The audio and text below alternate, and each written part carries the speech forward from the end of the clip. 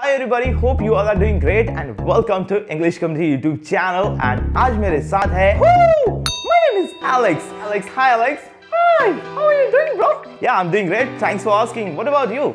Yeah, I'm doing well. तो दोस्तों आज हम सीखेंगे इंग्लिश एलेक्स के साथ. Learn English with Alex. दोस्तों हमारी रोजमर्रा की लाइफ में हमें लोगों को बेमतलब की और बेफिजूल की भी कभी-कभी सलाह देना बहुत ज्यादा पसंद है और सलाह देने के लिए हम इंग्लिश में यूज करते हैं वर्ड शुड.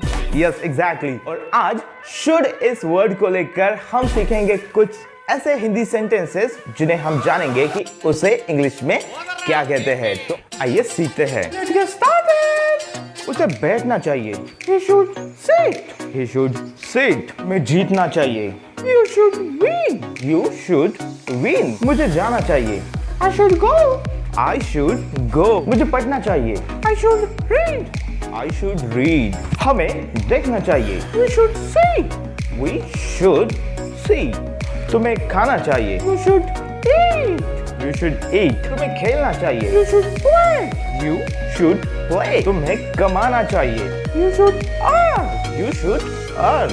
तुम्हें दौड़ना चाहिए. You should run. You should run. I hope you like this video. Thank you so much for watching and see you tomorrow.